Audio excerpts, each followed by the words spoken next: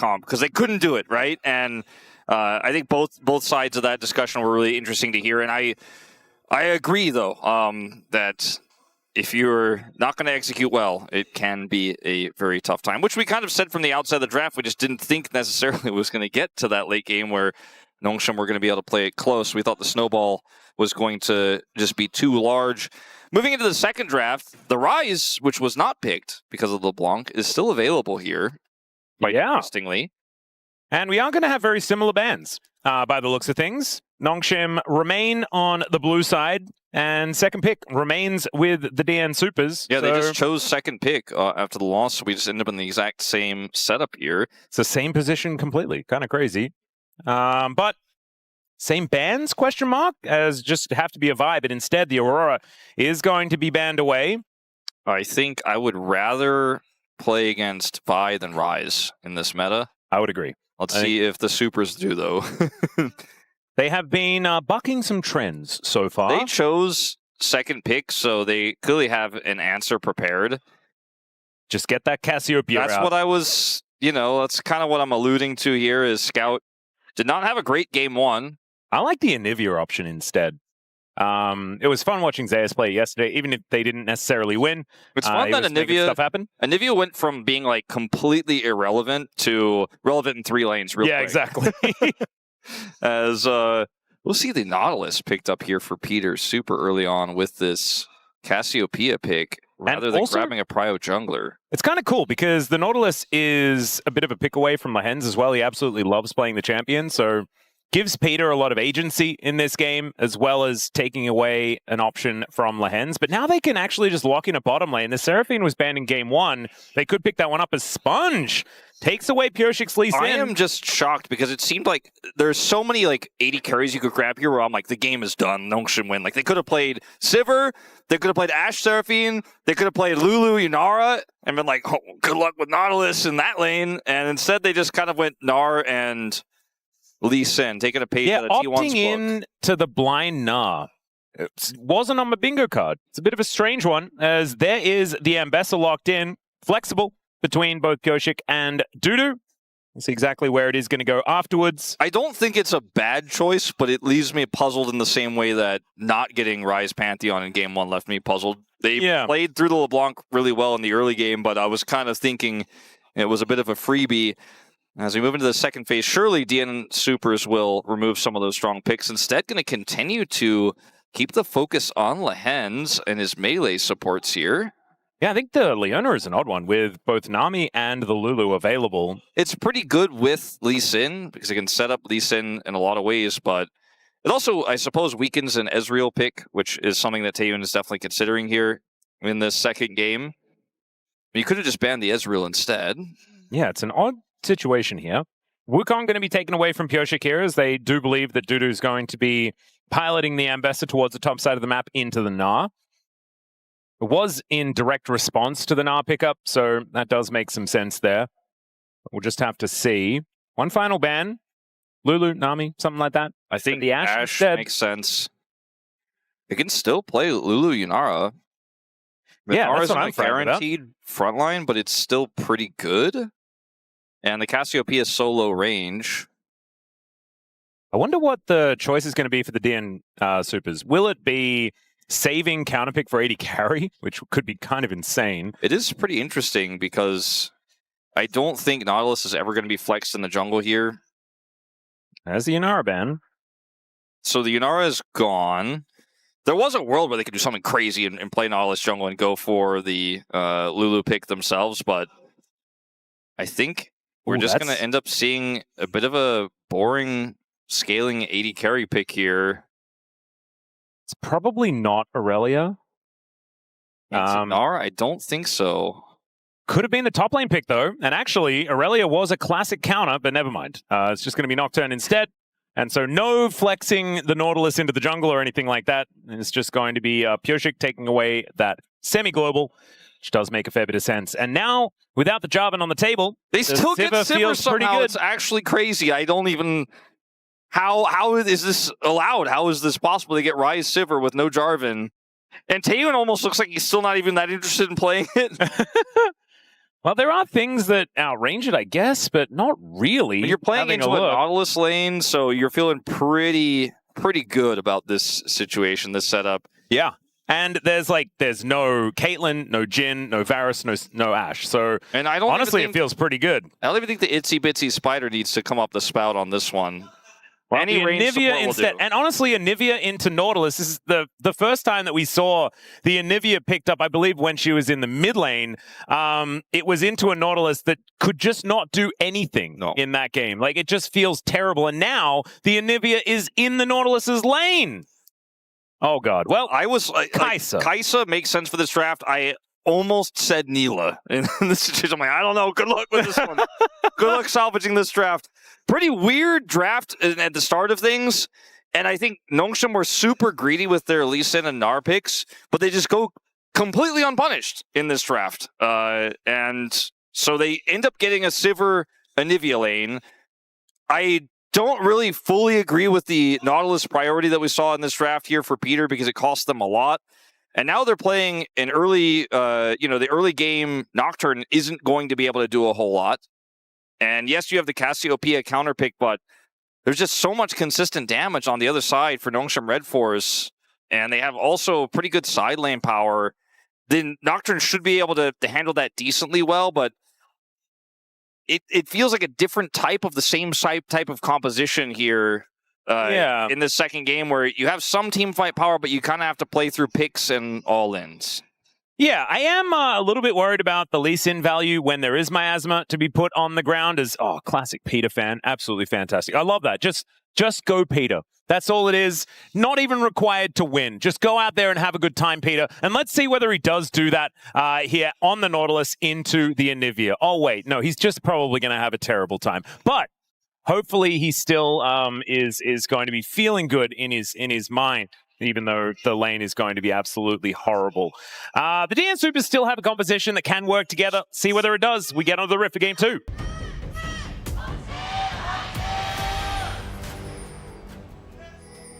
미니언들이 생성되었습니다. All right, DN Soopers fans in full voice here today. It's a little bit of fun as they do get a bunch of vision down, taking the whole squad to get that ward DNS in there. Put a ward down. They were all seen on that, and Sponge was like, well, okay, I'm just going to put this one over here by myself. Yeah. I don't think Peter's going to have a good time. The good news for Nautilus is that I suppose if the wall placement is really situationally good for Peter, it could get him in faster to a situation he wants to be in and, give him his Q cooldown reset. Yeah. No, I don't think it's ever good. Come on, let me try to think there could be a thing. All right, it worked out for Nocturne in game 1 when I was trying to be a little optimistic. I think that there are times where the Anivia is not going to be there, and therefore the Nautilus is going to have a great time. As right now, let's see whether things can work out. As right now, Lehends doesn't exactly have a wall available. He got aftershock value there. Nailed it. So, and he got his shield to take a little bit of damage. Again, 2 autos denied. I guess it is the counter pick to Anivia after all. Yep, beautiful. They are getting pushed in, so that is not positive, but could be worse. Well, let's see whether the DN Soopers can get some of these minions as this wave does crash on forward. Peter just going to taxi himself towards the minion. Not exactly the highest of value, as at least they do manage to hit level 2. Void Seeker comes on down there as well as the exhaust onto deokdam. Taeyoon has that summoner spell. It's kind of crazy. Not going for a barrier or anything like that. I think he just knows they win this lane kind of by default, and it could be powerful in the 2v2, but also it's great into Nocturne and also the Ambessa. So kind of cool. I forgot who was mentioning it. I think it was Ox who mentioned it recently, that we just don't really see that summoner spell all too often anymore, but cool to see that on an AD carry defensively here. Oh, DuDu looking for an angle towards Kingen here. Just gets a grass proc and gets himself out of there, but Mini Gnar is a little susceptible here. Has some more aggression. Mini wall goes down as Lehends getting some E value and the electrocute. Man, deokdam just has to get out of there. One of the weaknesses of Kai'Sa is that she doesn't do very well in the early laning phase in most matchups. So we've been talking a lot about Nautilus. Kind of, Kai'Sa is also struggling a little bit. just going to take a cull and see whether they can avoid it. It's 5 losses in a row here for the Ryze. This is why Clozer's like, Seawolf! That's why I went for a little long pick. Well, let's see whether that losing streak is going to come to an end, or whether it's going to be this losing streak that can come to an end. All right, one of these streaks ends no matter what. There we go. Ambessa been struggling a little bit here in the LCK so far this week. Sponge looking for an angle towards Clozer. Flash out. Doesn't want to mess with it at all. Had Lehends making his way up as well. Didn't want to mess with it. Makes some sense. And a bit of a trade up here again. It's a pretty good laning phase here for DuDu so far. Yeah, not doing too bad on the Ambessa. Kingen, I think, is going to still be okay as this game goes on. Team fighting on the Gnar can certainly be something that they can find a lot of success with, especially with a composition like this. Like, once again, Nocturne have just decided to go with, we're going to team fight. And they should be able to make it happen if they can play around the Gnar bar effectively. Lehends has been trying to clear some vision here, so a little bit of extra push power for Peter and deokdam for a moment. And he will get both of those wards. And culls on both sides here as well for both Nongshim and DNS in the bottom lane. Yeah, a little boring start here for the bottom 2v2. Peter standing on vision here as Nongshim are trying to make him unaware of the fact that he is completely known in what he's doing. Flash Frost does go wide as Peter with his shield, but that gets eaten pretty quickly. Voidseeker doesn't quite do too much, and even the dredge line, the alcove just going to be getting in the way. Taeyoon is just kind of vibing, doesn't really care. He's starting to build up a significant CS lead now. Lehends will try to clear vision, and they just go straight back to controlling this because they know Pyosik is a Nocturne that doesn't have his ult. And also, Sponge is on the bottom side of the map, so they can really just push this advantage. And even though the dredge line came through, they're like, yeah, okay, cool story. Now I'm going to turn this into a bit of a dragon start because Scout also has Prio in the mid lane. Yeah, they've got pings out onto Pyosik as well as Scout makes his way over. Blast Cone can be used here by Pyosik. DM himself out of the way as now Scout dealing with a Noxious Blast. And Clozer's making his way over. Sponge going to have to give up on this Drake, I think, for the moment, as the DN SOOPers are making their way in. That's a Realm Warp, and that will be able to get them behind. There is the Petrifying Gaze, but it doesn't get a stun onto anyone. Still gets a fair bit of damage down as Nongshim not hard committing to a fight or anything like that right now. And the health bars are looking dangerously low on both sides. Q connects from Sponge. They're not going to be going in on that resonating strike as Lehends flashes in, looking for Clozer as the wall goes down, but the Snake Lady is going to survive. The egg is brought out, but it's the kill onto Pyosik, and the flash in is beautiful. Scout's able to lock down one, and it's a triple here for Nongshim. 3 on the floor already, and they were waiting for the exact right moment, and it works out beautifully. It is so massive that the Anivia passive exists in this case, and Lehends knows it. He's going to make that aggressive play. That's the trigger to go in, because moments before that, it looked like Scout's Realm Warp up into the aggressive play was going to be enough, but Sponge doesn't connect his Sonic wave, so he's not able to actually follow on it. This is when Lehends goes back in here. The wall splits Pyosik off. He's exhausted as well. He gets taken out. Lehends goes into Egg. Everyone flashes. Like, Sponge actually hits a massive E there as well. And it's just too much damage in the skirmish. And Engage Anivia, baby. Engage Anivia, indeed. And now they're up 1.6k here very early in the game. And the DN SOOPers find themselves on the back foot. Not something that they were used to in the last game, despite the result. Let's see whether they can turn this one around, because I think we all just want 3 games, you know? That's kind of the dream here. But right now, Nongshim are looking like they might be the best team in the LCK after week 1. Unequivocally. Yeah, a big F sword in Taeyoon's inventory. Wow. I always thought it was just BF sword. I thought the B was for big and then the F was for F. Ah, that's what it is. Yeah. Aha! So that's why I said big F. I don't want to say the whole thing. I always thought it was fluffy. Well, I mean, if you look at the sword, it doesn't really... I was playing on very low graphics. So it looked pretty fluffy. Sure. That's what it kind Is it a long sword or a great sword? I think it's a great sword. I mean, it can't be a long sword because a long sword's a long sword. Yeah. I mean, I think it's a broadsword. It could be a broadsword. Yeah, I think you're onto something. It's a broad, fluffy sword. That must be what it is. Ah, there you go. Yeah. We figured it out. Got to the bottom of it. as Kingen and DuDu continuing to fight here. DuDu is behind a little bit as Kingen has taken back some control of this lane. Also has a cull for himself at the same time, so they're going to be cashing in a fair bit of money as this game goes on as Nongshim. Oh dear. DuDu, you could be in a little bit of trouble, my friend, and there's a huge wave of minions as well as the Gnar is going to be avoided here by DuDu. Very nicely done, but Scout is making his way over. There's the safeguard from Sponge.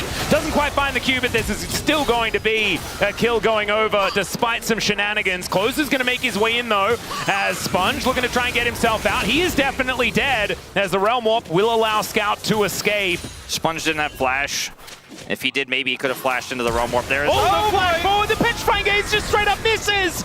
And in goes Pyosik. He will be able to find a kill, and now Scout trying to survive. Some Alcove Gaming going to come on through as the Dustbringer connects, and that is a dead Ryze. And Pyosik is all of a sudden pretty fed. Pyosik going to pick up some stacks of his Ultimate Hunter, which is really huge off of this, but I still think it's a win for Nongshim. As you can see, DuDu up here plays this early really well and goes back towards the turret at the last moment, but Scout picks up the turret aggro so Sponge can finish off the kill. The problem for Scout is that he's very low, so there's a potential fall-up here with the Nocturne. Unfortunately for Clozer, he ults so many minions. He did ult a lot of minions. And it was a, what, like 6-man minion ult. Yeah, he was making sure that he was hitting Kingen, because that was how Pyosik was going to make his way in. Sure. I don't think it was even in range of Scout at that point in time with a level 1 ultimate. And so he had to hit Kingen. He was just hoping that he'd also get Scout. So that's kind of the play. I think a little bit sacrificial, like kind of cool, the way that it worked out in the end. Pyosik is the biggest victor of this on the DNS side. I again, still think this was good for Nongshim, but he has his Hexplate done, and he has 2 more stacks, right, of the Ultimate Hunter. So he needs to be using that ult as quickly as possible, as often as possible, to try to bring this game back into a playable one for DNS. Because if you look at the gold here for AD carries... Yeah, don't look at the bottom lane is basically how it's supposed to go. And I mean, this was an unwinnable lane that they decided to pick themselves into, right? Like, Kai'Sa Nautilus was never really going to do it into the Sivir Anivia. Which is kind of crazy, because Sivir doesn't often win early, but in this lane, she does. Pyosik, he has carried so many games that seemed unwinnable. Even games that were kind of unwinnable because of him, as Sponge will get out. Yeah, he's going to be fine. Safeguards away. They could get the second dragon here if they can hold on to control of the bottom side of the map, but it's 40 seconds away, so it looks like they're going to reset, and that prio may not be theirs. As Kingen is still loving life up here in the top lane. And actually doing a fair bit of damage here, despite the fact that DuDu does have his Eclipse now completed. First item's not quite done yet for Kingen, as DuDu looks for the angle, finds a public execution onto Kingen, as there's the Paranoia as well. Wallop is great onto 2, as he flashes over, and Peter is going to be there. Dredge, depth charge, sorry, comes on through, and he flashes to miss the Dredge line. Still, DuDu is making his way over, and they're not going to venture any further forward. Killer Instinct down from deokdam, trying to outplay this as Lehends goes down exceptionally low, and Taeyoon manages to tank up the turret. The last shot, not enough, and they get the dive to work out. Oh, a bit of a disaster for DNS all over. And they didn't even kill Kingen. No, they didn't kill Kingen. He gets away. Peter heals for DuDu, and DuDu's like, I can't get him. Yeah. That was a really sad moment where you see DuDu just like, you could see in his movement that he's like, Peter, come on, man. You hit that and we kill him. If you don't, please don't heal also. Down here, tank of the turret here from Taeyoon at the last possible second is pretty cool. Lehends actually gets out and doesn't even pop his egg. Taeyoon survives. Actually didn't even look intentional there on second look, but cool that he survives. He is 1,500 gold ahead now of deokdam, who is just trying to play League of Legends in this series, but kind of struggling to do so.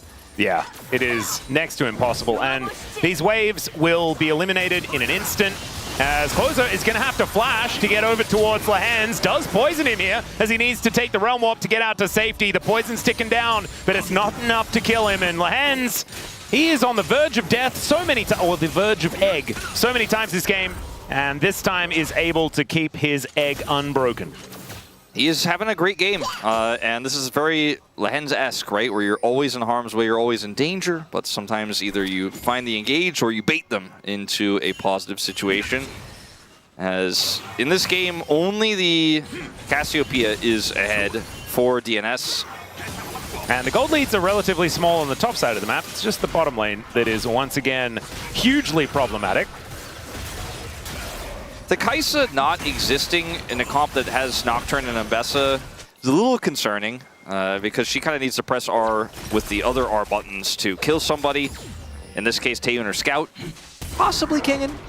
Poor Peter, man, he is really trying to make something happen. Just walk around the corner and Hex Flash again, Peter. He'd never know. As back towards the bottom lane by the looks of things for the Nautilus. Well, that fan sign for Go Peter has kind of stayed true. He's going. He's going. That's what we're talking about. It's all right, Kingen. Lights go off, and let's see whether the Gnar is going to survive. He does hop, but still gets speared, and there is the public execution. Down he goes.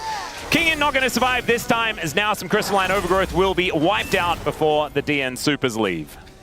Okay, that's a pick. That's a little bit of side lane control, but what does it mean? Like, you know, Scout's moving up to the top side. He'll be able to catch that wave. They have the Sivir here in mid, and deokdam isn't even pushing the bottom wave to get plates or anything. So you got the gold from the kill, and Pyosik's ultimate is really low cooldown, even pre-level 11 here, but I think they need a lot more. That's really what I'm getting at. Oh, the Hex Splash dredge line does come on through, but Peter not going to follow up on that one. Did have ulti, but they were not going to overcommit. As yeah, deokdam is just still having an absolutely terrible time. Pyosik taking a lot of damage here from Lehends, and is just electing to move out of the way of the Icy Bird. If deokdam was like pushing bottom lane or something when that happened on the top side and he got a few extra plates to put a dent in that deficit he has, would have felt like, okay, well, they kind of got a double win there, but killing the Gnar, who's still 200 gold ahead, who's about to be more gold ahead when he kills 3 more minions, is at least a proactive play, I suppose, as Lehends is like, I'm top Anivia now. This is the fastest Anivia I've ever seen, by the way. Good old Swifty Slay. Just really flapping around at high speed. 390 movement speed. Absolutely gorgeous. And she is notoriously extraordinarily slow normally. So pretty cool. And they're going to take themselves a Rift Herald at the same time. Looks like this top outer turret will survive for the minute. As Paranoia comes through once again, the DN Soopers looking for an angle as there is a teleport from DuDu to try and bring him into that back line. Can he actually find an angle though as deokdam gets in on top? Public execution to hold Scout in position. They do manage to take him down. Taeyoon is now in amongst the entire team. And deokdam does manage to at least get one of these kills. Kingen will be taking the turret on the bottom side of the map though, so first brick over to Nongshim. Something at least for the DN Soopers. This is a more significant win, for sure, in this set of picks here for DNS. They unfortunately were unable to deny the Rift Herald, and the Herald was picked up by Sponge, but they end up getting a shutdown to DuDu. He's still behind on gold because of the call cash in, and he may also die. So. Yeah, he might be a little bit dead. Sonic Wave is going to miss. Might give him a bit of an angle, especially with the flash, as this turret is not long for the world. They just take it out, and they're going to take out DuDu as well. In comes Pyosik, and Clozer is here as well, looking for an angle. As there is Peter to turn up. Petrifying Gaze doesn't do too much, but they'll take Kingen and look to take him down. He does have flash back up and available, and he gets over the wall once again. And Nongshim will make it out. Peter learned from the last time. He's like, this time I'm not going to flash for it.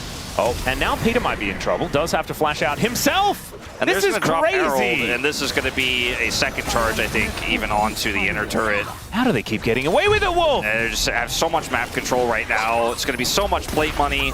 And just the raw damage of the turret will be really important later on because this comp has crazy wave clear with Ryze and Sivir. Has a strong side laning Gnar that's 1,000 gold ahead. And Kingen had flash, and he has just been hopping really well this game. Oh, yeah. He's incredibly And it's mobile. the same wall. The same wall gets them twice in a row. Oh, man. Okay, Nongshim with absolutely everything going for them. And this time around, it's a Sivir, who is going to get hit by a dredge line. Now Pyosik turns out the lights, looks for an angle towards Kingen, who does transform and hop crush to get himself out. They got to stop trying to kill this Gnar. especially when he's got his Gnar bar available. They do force Mega, so now maybe they can try and catch them when the Mega Gnar does work. I don't know, man. I think it's probably... Clozer doesn't have TP, and he's just like, I don't think so. I don't trust. You guys are just going to have to give Soul. But it's an Ocean Dragon, so that's good news for us, right? Hey, and what happened in the last game? Give Soul, win game. Yes. Right? And so DNS are like, hang on a second, Souls are the worst. We don't want those. I want to win the game instead. Some different numbers and some different champions here for the potential Soul holding team. But I like where you're, I like the optimism. Yeah. Half full, half full. That's what we're doing today. Yep. And public execution into the bottom lane here as well as deokdam with Killer Instinct looking to try. Okay, Scout is able to get himself out. Didn't actually see the Realm Warp there, but deokdam has Supercharger. He can always just run far enough, and that was a very short Realm Warp. So not quite able to get out. Nongshim going for a bit of a cross map here, though, as the Q comes forward. Mini stun into the wall there, but Clozer might actually be all right here as the depth charge is good still. Oh, never mind. That is a lot of damage. Yeah, they have a lot of damage. Snake just gets destroyed. Sponge is pretty big. He does have his cleaver. And so the mini stun there is enough. deokdam, by the way, he is not very big. He have to run away very quickly. It was cute when he pressed Q there, and Taeyoon appreciates the enthusiasm. Well, Paranoia does come on down here as Taeyoon flashes to get himself out of the way. Dredgeline is going to miss, though, as now it's Sponge looking for an opportunity. Nongshim want to fight this, though, by the looks, as Lehends is caught off towards the side, and Sponge just takes down 2! Oh, he is so far ahead. The flash does nothing. It's a triple for the Lee Sin. And Nongshim, I think they're looking to stay undefeated here in the LCK for week 1. It does look that way. Man, what a performance here from Sponge.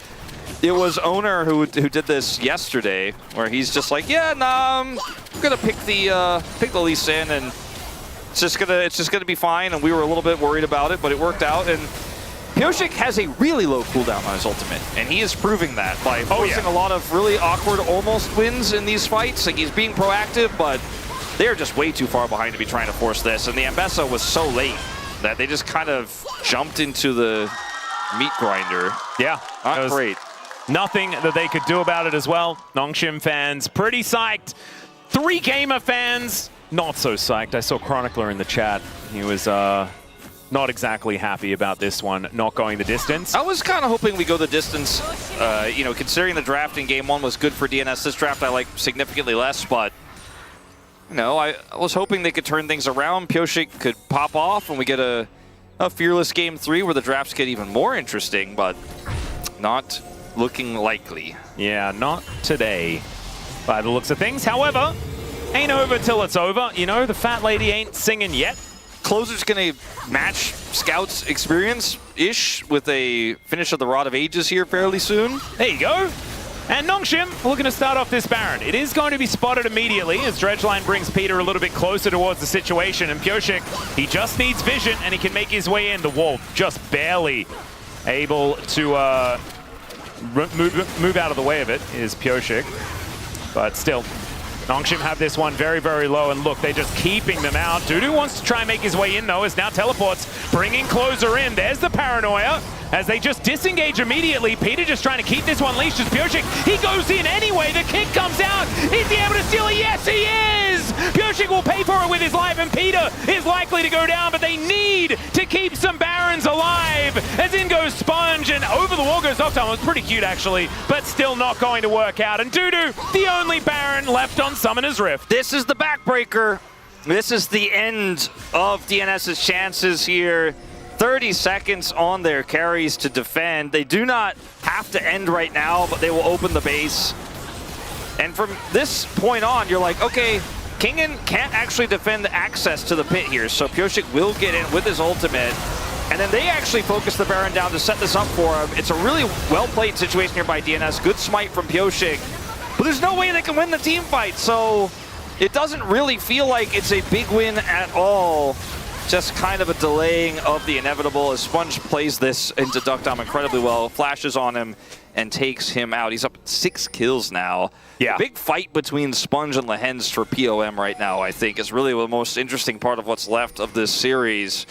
I'm probably leaning towards Sponge, just with how well he punished in game number 1.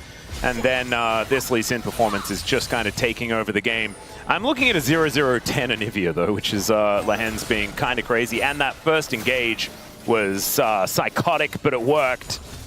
And now they have leads absolutely everywhere. Not to mention, I mean, Taeyoon might be an honorable mention as well. Yeah, frankly, I mean, he's massively ahead in the game this time around as well, and just had a great day. We won't talk about him going into melee range on Jhin. We'll just let that one slide. Yeah. As now Ocean Salt on the table, and there is no way for the DN Soopers to make their way in. They may still try. I just don't think it's all that recommended. A miracle could happen again. Maybe. Yeah.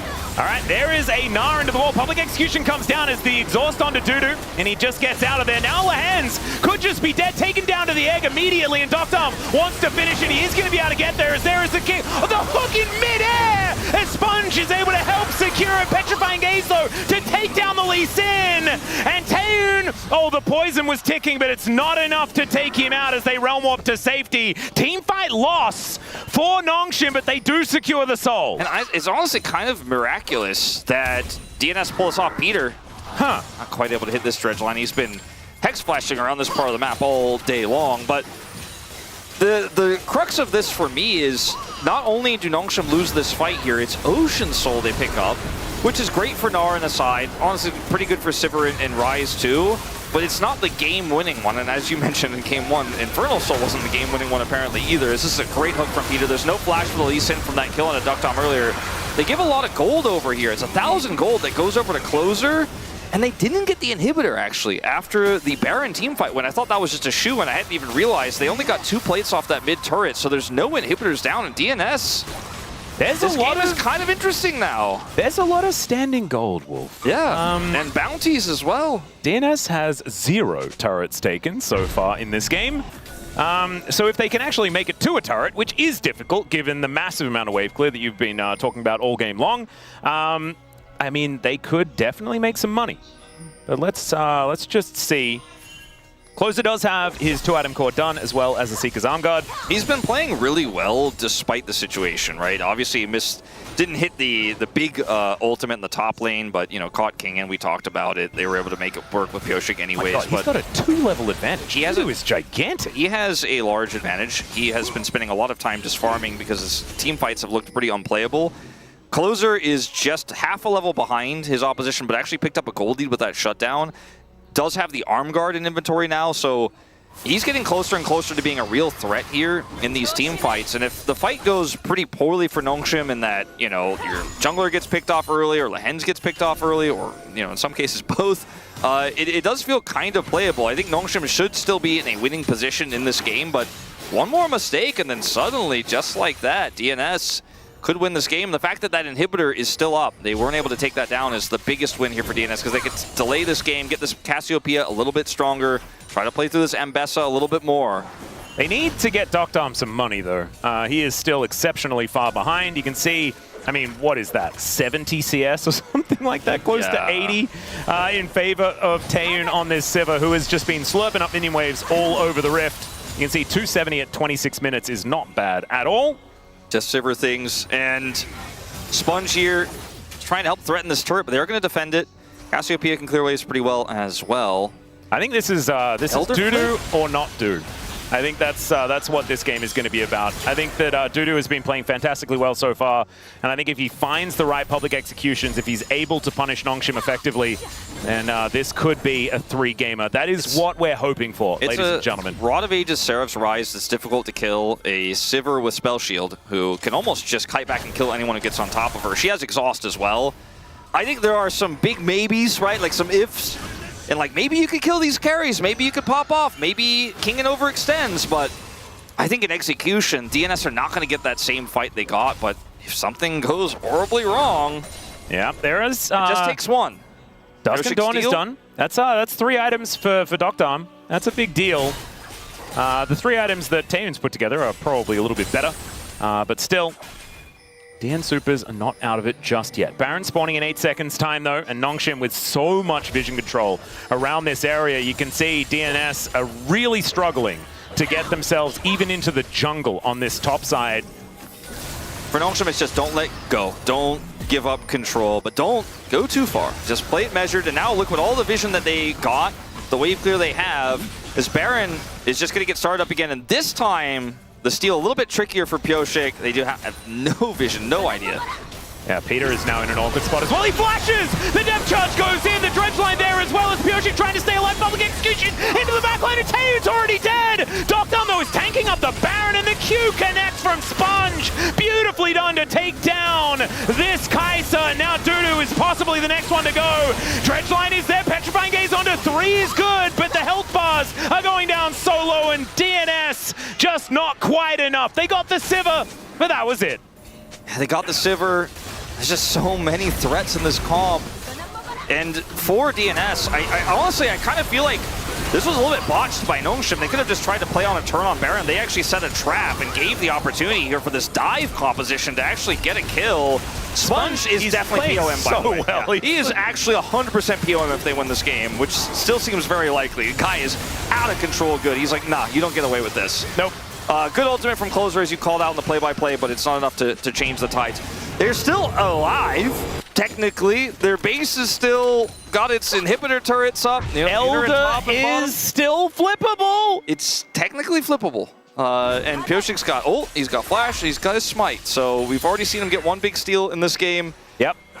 Clozer as well hasn't broken his arm guard, so at least he does have that available to him at the same time.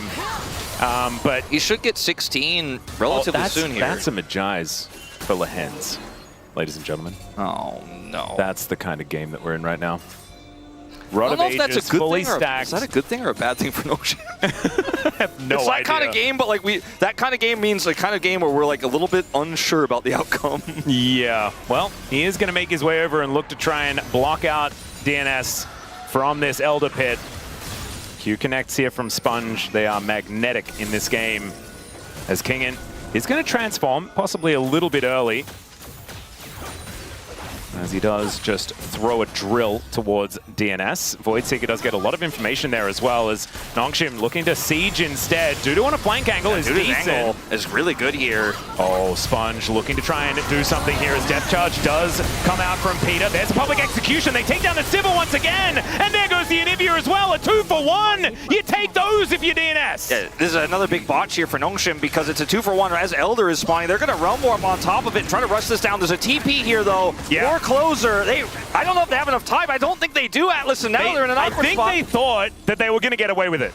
But that is not actually the case. Now they're kind of in a really rough spot. deokdam spotted. These health bars are so low. The Q is going to miss this time, though, from Sponge. The boomerang does go wide as well, as now DuDu looking for the angle. Killer Instinct as deokdam goes into 3 people. He goes golden, and I don't think DNS have the DPS to take down the dragon. And there goes the Kai'Sa. DNS still just watching as this dragon goes lower and lower. This is such an awkward moment. As Sponge wraps his way around, that is a miscue once again. As DuDu, pretty strong with a kick, brings him back, and now he's in amongst 3 people and gets taken out by Kingen. Pyosik's ult's coming back up, but I don't know if it's really relevant. He needed to buy more time, and they just weren't able to do it without deokdam here. They do have the information here, but that's all 5 alive on the side of Nocturne. That control word is so high value now. Yeah, DNS not going to be able to stop this. And it's just Sponge by himself that is going to be taking this one down while the rest of the team just push DNS away. It's impressive, I will say, Atlus, that in 31 minutes in, with a Baron that's now gone, that with the Sivir Ryze comp, they still haven't opened the base. They got the Elder, but the Baron's wearing off, so maybe DNS could somehow survive this Elder, play defensively and get us to another Elder fight, but despite the botch earlier on, Nocturne are just so far ahead. Well, they're going to look for Kingen one more time, as Pyosik this time is going to be able to find the spell shield. Very nicely done there, but just don't think he was really all that killable in that moment. Does kind of slow down this push though, and his ult is going to come back really quickly, as we've been talking about this whole game, this Nocturne. But it's just delaying. They're happy to let this inner turret go if it means that maybe they could keep these inhibitors alive, as Pyosik's going to back away, back home. They just need to clear waves as fast as possible. Sponge? Yeah, Sponge is going to take a little bit of damage. 1 wave down. Let's see if they can defend this inhibitor. It's going to be so tough. Yeah, he's on vision. Yeah, this inhibitor is definitely gone in the bottom lane. But I don't think Nocturne are going to be able to win the game off this necessarily, but we'll just have to find out, because They do have the Elder, and it makes it very, very difficult. Still, DNS are dealing with these waves as best they can. First Nexus turret, though, is under fire, and DNS, they don't want to fight into the Elder, but they're going to have to, otherwise they're just going to lose the game. That is the first turret taken, though, for DNS. That's at least something. Hook is going to connect onto Sponge. Depth charge is going to be spell shielded nicely as Sponge gets himself out and will be able to survive. Now with this wave's coming through, I think Nongshim should be able to end the game. Yep, on the hunt. He's going to get popped there as down will go Pyosik. Nothing he can do about it now that Nexus is bare. Public execution comes down. Taeyoon going down very, very low once again. The flash is going to be denied as Sivir is able to get the kill. And Nongshim, off the back of the Elder Dragon, are going to pick up the 2-0 and be our first place team in the LCK after week 1. Well played here by Nongshim. And give Sponge his POM after that performance.